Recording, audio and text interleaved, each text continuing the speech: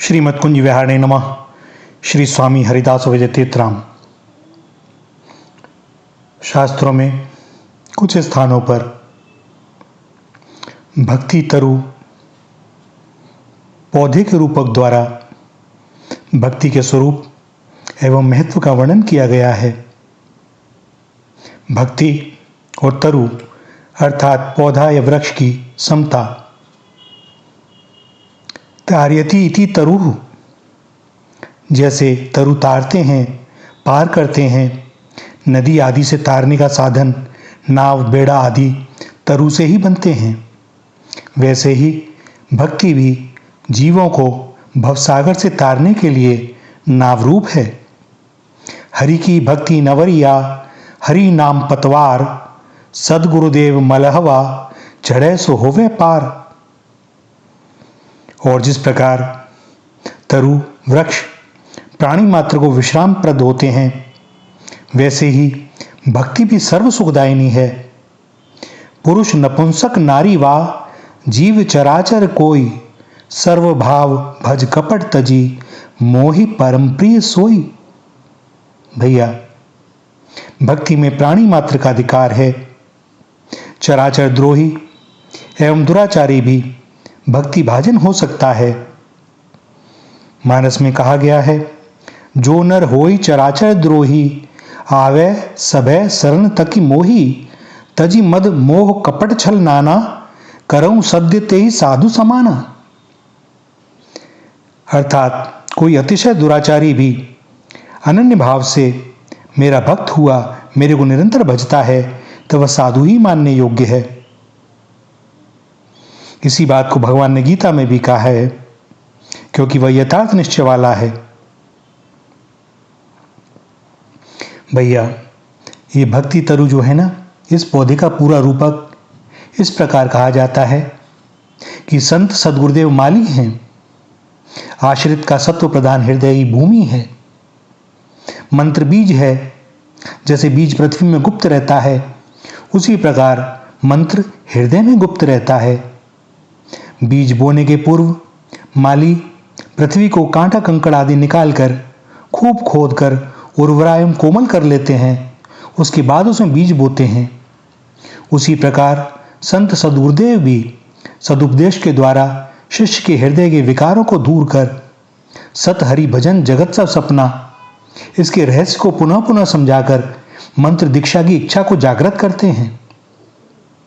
हृदय में यह दीक्षा की शुभेच्छा होना ही हृदय भूमि का उर्वरा एवं कोमल होना है, और तब जाकर गुरु उसमें मंत्र रूपी बीज बोते हैं। जिस प्रकार भूमि को भली भांति जोते बिना, उसके खरपतवार निकाले बिना बीज बोने से सारा परिश्रम व्यर्थ हो जाता है, यहाँ तक कि गांठ का बीज भी चला जाता है। उसी प्रकार से बिना पात्रता के उपदेश निष्फल हो जाता है और अपनी भी हानि होती है। एक दृष्टांत है। सर्दी का समय था, वर्षा की झड़ी लगी हुई थी। कुछ बंदर वृक्ष के नीचे ठिठुर रहे थे। अपने घोंसले में सुख से बैठे बया नाम के पक्षी ने कहा, तुम लोग तो हाथ पांव वाले हो, चाहो तो अपने रहने के लिए सुंदर स्थान बना सकते हो। देखो, हम अपनी चोंच से ही रहने के लिए स्थान बनाकर सुखपूर्वक निवास कर रहे हैं, और तुम लोग ठिठुर रहे हो। पक्षियों के उपदेश की यह बात सुनकर बंदर बहुत झुंझलाए और बोले कि वर्षा बंद होने दो, हम तुम्हें तुम्हारे उपदेश की दक्षिणा देंगे। और जैसे ही वर्षा बंद हुई, बंदरों ने पक्षियों के समस्त घोंसले उजाड़ डाले। मूर्ख बंदरों को उपदेश देने के कारण यह पक्षी स्वयं संकट में पड़ गए। अतः अनधिकारी को दीक्षा देना निष्फल और स्वयं दीक्षक को भी संकट में डालने वाला होता है। यही कारण है कि पूर्वाचार्य अधिकार परीक्षा करके ही दीक्षा देते थे। यह ऐसा नहीं है जैसा आजकल रेवड़ी की तरह बढ़ जाती है। दास ने तो सुना, कुछ लोग आजकल फोन पे ही दे देते हैं। बलिहारी है भैया युग की, ऐसे गुरु की भी और ऐसे शिष्यों की भी। एक और दृष्टांत इसी बारे में।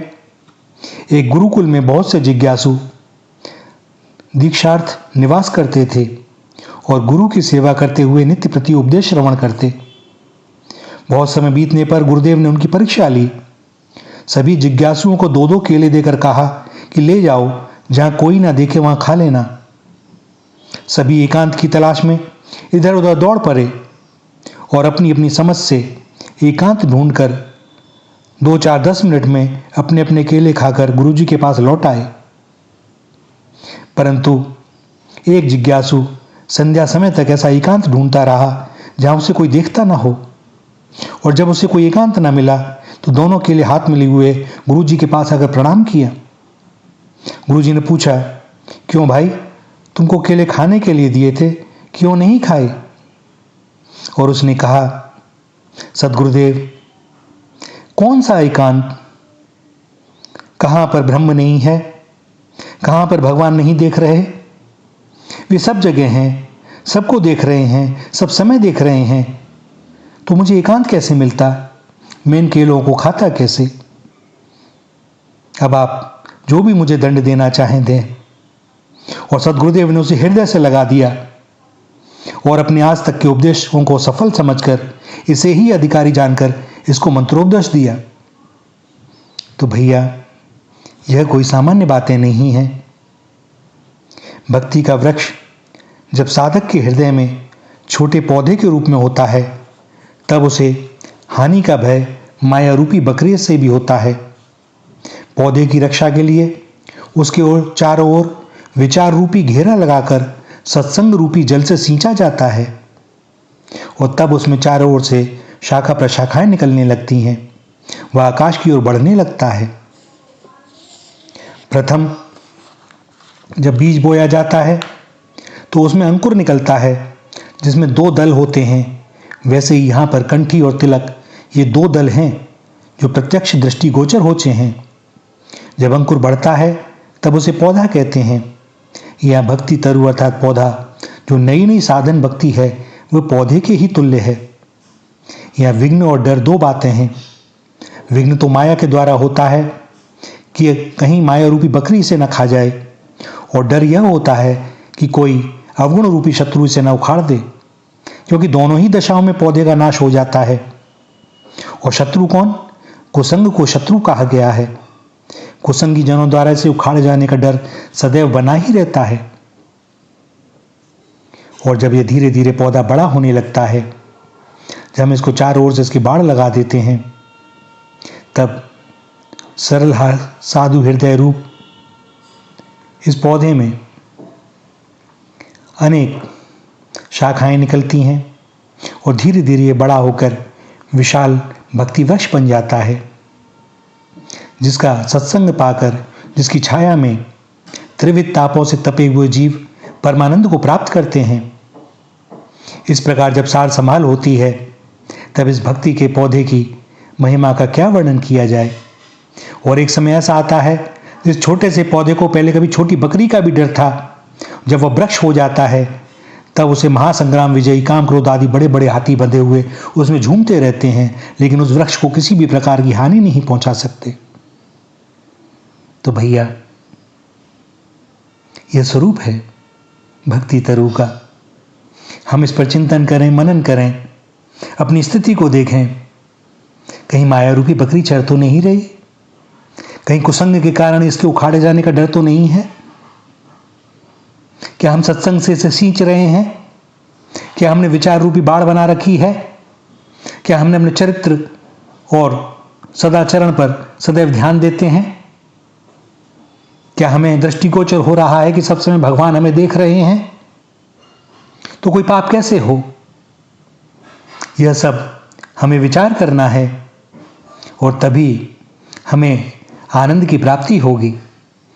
श्री राधा, श्री राधा, श्री राधा।